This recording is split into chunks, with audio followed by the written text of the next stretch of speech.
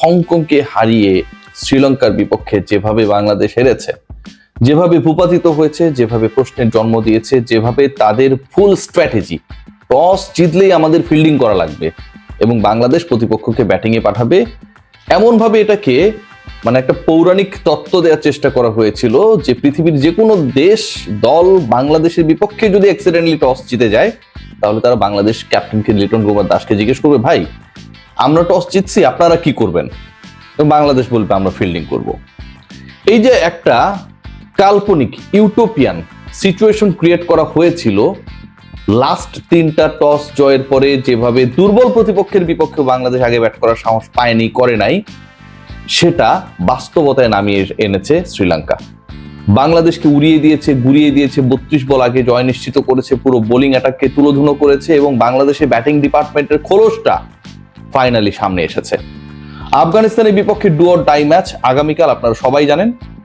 এই ম্যাচে বাংলাদেশকে জিততেই হবে, মানে একদমই জিততে হবে, এর ডানে বামে কোনো আলোচনা হবে না।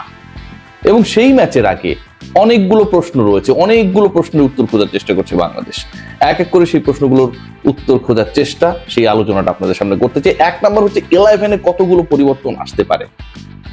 নাম্বার 4-এ যে পজিশনটা রয়েছে তাওহিদ হৃদয়, যেখানে তিনি হ্যাটট্রিক ম্যাচে বিলো 100 স্ট্রাইক রেটে আউট হয়েছেন।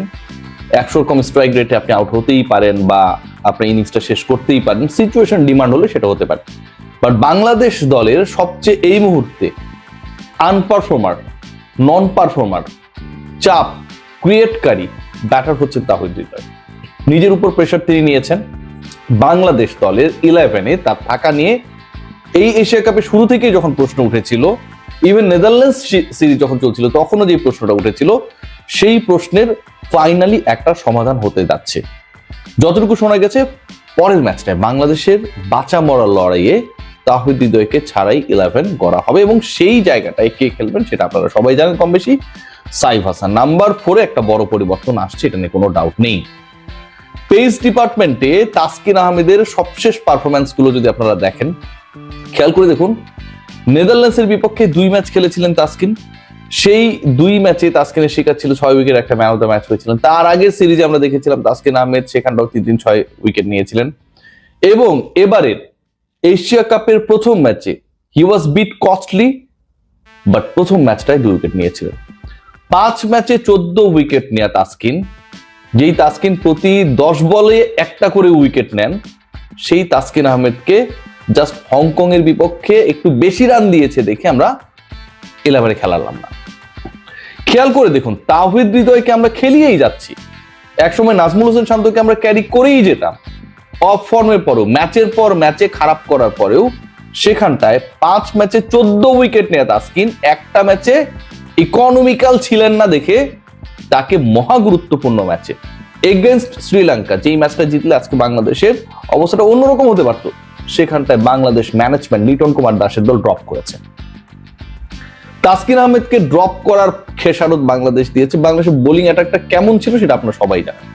সো তাসকিন ব্যাক করবে কি করবে না সেই উত্তর মেলানোরও সময় চলে এসেছে এবং যতটুকু ভাবা হচ্ছে, যতটুকু মনে করা হচ্ছে, Taskin is going to be the part of the 11 again after the Hong Kong match.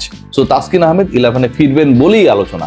তাওহিদ হৃদয়ের ক্ষেত্রে তিনি বাদ পড়বেন এটা মোটামুটি ফিক্সড। যেমন তাসকিনকে খেলালে তিনি কার পরিবর্তে খেলবেন সেটা নিয়ে কিছুটা আলোচনা রয়েছে। মুস্তাফিজ তো খেলবেনই, শরীফুলকে ড্রপ করা হবে নাকি তানজিম সাকিব? তানজিম সাকিব কিন্তু প্রথম 2 ম্যাচে দুটাতেই ভালো করেছে।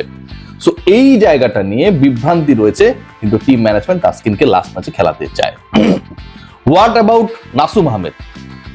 শুরু থেকে আলোচনা রয়েছে নাসুম আহমেদকে খেলানো উচিত।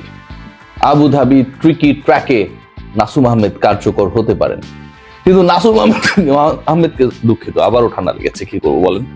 নাসুম আহমেদকে খেলানো নিয়ে টিম ম্যানেজমেন্টের বড়ই অনীহা। শাক মাহাদি এখন পর্যন্ত কার্যকর হতে পারেননি।